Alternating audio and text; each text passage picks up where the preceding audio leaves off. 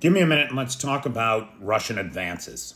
Because even though the front line has been mostly static for the last year, for the last 6 months, the Russians have been pushing hard all up and down the line. And that has culminated in their attempted summer offensive.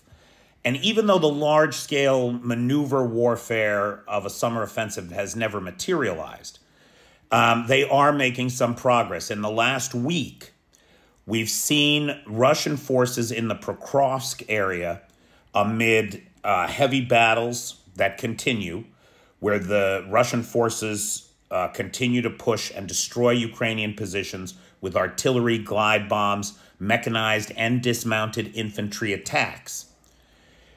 A situation has developed where battalions of the 31st Mechanized Brigade of the Ukrainian Armed Forces are in danger of being trapped in a pocket.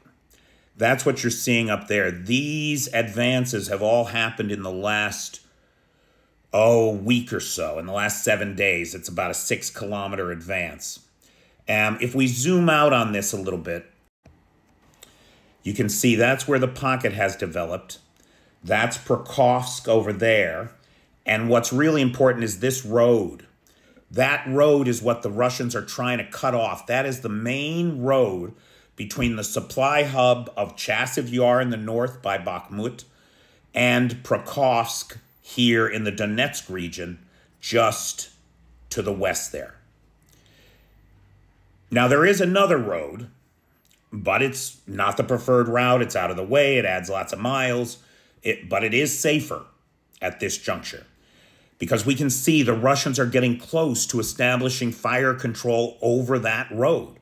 And if they do, that road will be lost as a logistics hub through the Donetsk. That's going to be a setback for the Ukrainians. What we're looking at here is a very difficult situation. You've got troops who are threatened with being encircled, cut off, and under siege. And the question becomes, what is the Ukrainian armed forces going to do about it? As we understand it at this time, there is no withdrawal order. They have not been told to get out of there. Well, that would lead one to believe that there is help on the way.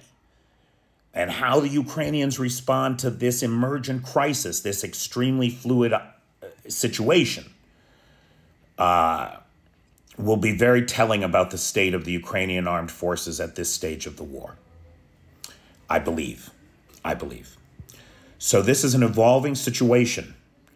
It is a potentially desperate situation for elements of the 31st Mechanized Brigade, and we await the cavalry.